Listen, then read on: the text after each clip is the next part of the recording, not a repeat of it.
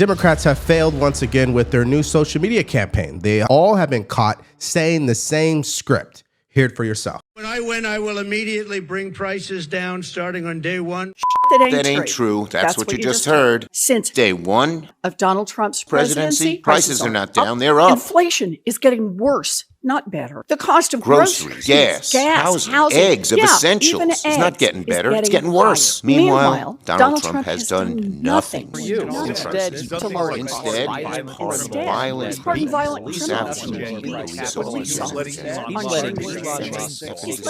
Okay, you just can't make this up. I mean, who's running their accounts? Who's running their social media campaigns? Do they really think this is going to help them fight against the president? You know what? Fighting against the president is a losing strategy. Can we all just admit that by now? And Elon Musk said this. Okay, so who is sending the social media interns of the politicians what to post? I think that's a phenomenal question. Now, to make matters worse, it's not just the 5 I showed you. It's 17 politicians all saying the exact same thing at the exact same time. Such lazy propagandists they are. And literally, as I'm speaking, guys, it's up to 22 Democrat senators. As you guys can see this clip here, it's just sad. I mean, literally, Elon Musk is now offering to buy a Cybertruck for anyone who can provide proof of who wrote this particular piece of propaganda.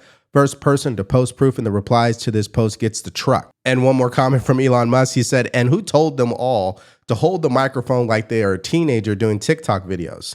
It's a phenomenal question. I mean, this is pure laziness, okay? Now, there's one more part I'm going to hear from this video that's filled with propaganda so I can debunk some of the lies. He's letting Elon Musk take a chainsaw to vital government programs and then, even worse, giving him access to Americans' most sensitive data. Social security numbers, tax returns, healthcare bills. He's fired thousands of essential workers, people who help our veterans get their benefits, people fighting Ebola in Africa so it doesn't come here. He's frozen funding for vital programs that so many American families need. Cancer research, education funding, payments to family farmers, and so much worse. Why are they doing this? Trump, Musk, Doge are taking these vital services away from you for one reason only, so they can give tax breaks to their billionaires club. Their plan is awful, simply awful. Billionaires win, families lose. And that is the truth. Now, there's so much to respond to in that clip, but I'm just going to focus on one area where I have some receipts to show you. He claimed that Doge is cutting off important funding. Well, let's show you an example of important funding in San Antonio. Mandy, in a post on X, Doge said the Department of Health and Human Services had terminated a contract paying Family Endeavors $18 million a month to operate an empty facility in West Texas. The organization is also known as Endeavors, and you may have seen its administrative headquarters and wellness center on De Zavala Road, where it has a cluster of buildings and storefronts. Doge focused on an overflow housing facility for migrant families Endeavors operates in Pecos, Texas, which Doge says has been sitting empty, while Endeavors has been receiving the $18 million per month. Homeland Security reposted Doge's X post, tagging U.S. Attorney Ed Martin with the words, "Please investigate," to which Martin responded, "Duly noted, we are on it." I went to Endeavor's San Antonio headquarters today to get a comment from the organization.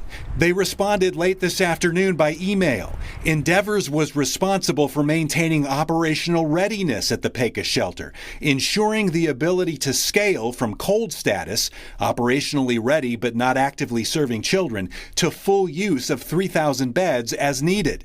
Decisions regarding facility use and migrant sheltering locations were made by the federal government, not Endeavors. Okay, I have to interrupt this because this is just insane. They were being paid $18 million to do what? To be operationally ready, but not actively serving children, to full use of 3,000 beds as needed. Meaning it's just empty buildings, empty beds, empty resources just sitting there. The federal government, your tax dollars, $18 million a month. Any claims of corruption or mismanagement are baseless. Doge also claims Endeavors received its HHS contract in 2021 after a former ICE employee and Biden transition team member joined the nonprofit. Endeavor's government disclosure forms show its revenues shot up in 2021 from $50 million to $658 million, reaching a peak of $1.1 billion in 2022. So in 2022, $1.1 billion of taxpayer money to fund nothing. That's really what's happening here. But Democrats want you to believe that everything that Elon Musk is doing is evil, and he's cutting important programs. They don't want to put attention on this particular program. Now, yesterday we did a video on Hakeem Jeffries responding to the claim that Democrats have been paying protesters to show up at these town hall meetings. Well, Speaker of the House Mike Johnson this morning responded. We've seen this movie before. George Soros funded groups and others literally pay protesters. And, you know, I saw my friend Hakeem Jeffries decrying that I've said that, but we know that that is a fact. Democrat activists who don't live in the district very often will show up for these town hall events, and they'll go in an hour early and they'll fill all the seats. And so the constituents and the people from the community that are actually represented don't even get a seat. Now, I'm not saying everyone in these, all the Democrats in these town halls that you've seen on television were not from the local area, but look, there are people who do this as a profession. They're professional protesters. So why would we give them a forum to do that right now? The best thing that our members can do is communicate directly, frequently, consistently with their constituents, and there are other avenues to do it than just going in to try to give the other side sound bites. I mean, they're doing this for the cameras, we all know it, and I think it's wise not to play into it right now. So that's my position, yes. So as you guys know, we continue to highlight the just massive mistakes that the Democratic Party continues to make. And I'm going to show you another example here. Watch the language they use in this next clip when they try to describe the damage that will be done, not being done, what they think will be done because USAID funding has ended. So, Dr. Gwande, tell me where you think we'll be in a year if these programs aren't reinstituted, just from a global health perspective. Well, at this point, the damage to the agency is done, the expertise lost. We already see projections that it's in the hundreds of thousands of deaths that we have increases, that we'll see return of polio, that we'll see surges of measles. All these things are already happening. We have a death from measles in Texas for the first time in years. And this is now only getting worse unless we take supporting these institutions, getting them back on track. I have a lot of concern that the damage is already done. Now, obviously, the measles death has nothing to do with programs being cut. Everybody knows that. That happened in an area where getting vaccines is not very common, okay? But the media won't tell you that, of course. That's the first thing. Secondly, you understand the language they were using. This will happen because Trump did this. And come to find out, it never happens. And that's a problem and a huge mistake that they make. It's like the boy who cries wolf. How do we know when Democrats are actually talking about something of substance and they're actually making a great point that's worthy of our attention?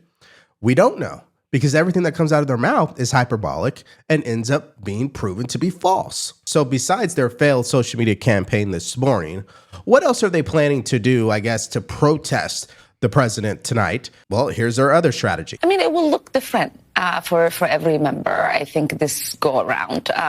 We shouldn't be surprised if we see walkouts. We shouldn't be surprised if we see, the kind of coordinated effort in dressing a certain way to send a message.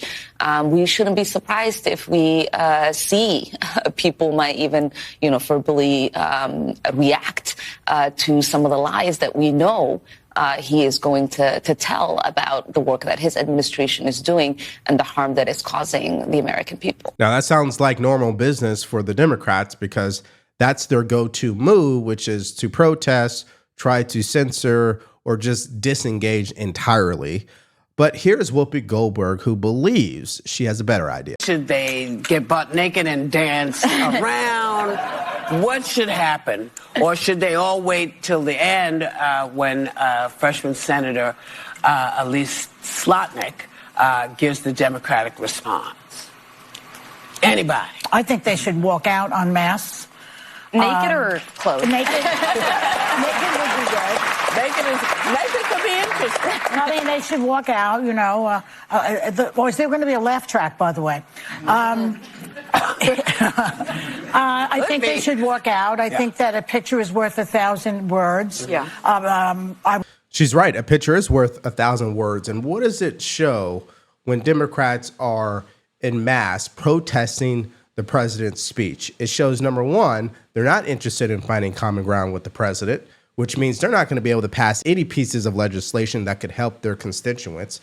Number two, they clearly lack leadership because not everybody's going to do it. So some are going to boycott, some won't. And number three, which I find to be probably most important, is they are becoming the very thing, or they have become the very thing that they've accused Trump of being. They say Trump breaks decorum, he breaks norms, so are they. And listen, they need to be careful with their language because it's leading to violence. And I'm not just saying that, I have a receipt to show you. It is now being reported that superchargers, Tesla, they are now being set on fire. Each charger charred in various shades of black. Evidence of the fire that broke out in this Littleton parking lot last night. And the fire chief says these flames were no accident. At this point, it does appear that it was a set fire. Around 1 a.m., firefighters were called to Constitution Ave and found 7 Tesla charging stations up in flames. They burned for nearly an hour until electricity was finally cut to the units, a challenge for firefighters. The electricity is one of our bigger issues that we're dealing with in making sure that not only the public but the firefighters are safe. So we kept our distance from the charged electrical equipment. And although investigators won't say what evidence was left behind, they do say it suggests arson. That is just shameful. I mean, this is what we are coming to as a country, where the words of politicians are being taken too literally, right? I mean, they continue to say that President Trump is the enemy of the United States of America. If you keep repeating that, you're going to motivate people within our country to take action against the president or anybody in his administration. And so how do you justify that language if it leads to that type of outcome? That's not diplomacy. That's not democracy, as they like to call it. Now that we know what Democrats are planning to do in regards to protesting President Trump tonight, what are Republicans going to do, particularly President Trump? The president will reveal in his speech. And I also want to mention there will be the mothers of Jocelyn Nungare and Laken Riley, who will be in attendance tonight, who, of course, lost their daughters at the hands of illegal migrant immigrants. And that's what part of the reason President Trump is working so hard on these deportations and why Congress and Democrats need to get on board with this effort, because the vast majority of Americans are supportive of it. Now, that's very smart for President Trump to do. Bring the people you actually impacted, the American citizen, okay? Someone who people can relate to this address. I applaud that. I think that's a smart strategy. What's a dumb strategy is what the media and the Democrats continue to do. One, they want to boycott it. Two, they want to host their own town hall meeting, I suppose. And three, they want to focus on Trump's tariffs. Well, we have a response to that as well, because here's Scott Jennings providing a common sense reaction to these tariffs. Yesterday, the stock market was in despair over the tariffs. This morning, it's just mild disdain, down 0.5% or so. The Wall Street Journal editorial board writes, quote, "We've courted Mr. Trump's ire by calling the Mexico and Canada levies the dumbest in history, and we may have understated the point. Mr. Trump is whacking friends, not adversaries." Scott? Well, a couple things. Number one, Trump has said there may be some pain in this, and he's admitted that. Number two, he ran on it, and the American people voted for it, so there's really no surprise in the actions he's taking. Number three, immigration and fentanyl is a real issue, and getting these neighbors of ours to understand they have more responsibilities here is a goal of this. And number four, there is some evidence that some of the tariff moves are actually having a jobs impact on the United States. I think since Trump took office, there's been like $1.7 trillion in announcements of new investments in the United States. Honda moving a plant to Indiana. There's the big chips maker from Taiwan that's opening plants in Arizona. So it's not all bad news, but Trump himself has admitted there could be a little pain. You could see a few bumps in the road with it, but he thinks the goals of getting immigration and fentanyl flow under control are worth it. Yeah, and so the most frustrating thing is the reaction from Democrats and definitely the media, because, see, they're more focused on the damage of tariffs and not the damage of fentanyl. Now, here is the Commerce Secretary responding to that claim. You know, people say, oh, it's only a small amount of opioids. You know, they're only killing 75,000 Americans. You shouldn't worry about that. I mean, the president is not going to take that laying down, okay? He's not. These things just have to end. And we need to see material reduction in autopsy deaths from opioid. And that's what the president is talking about. This is not a trade war. We are going to reset trade policy on April 2nd. So what you just heard there is one, they will reset tariffs on April 2nd. So they could go up, could go down based on obviously the response from these countries. Number two, this is not about actually committing a trade war against our neighbors, but actually holding them accountable and making sure we see some level of progress from them.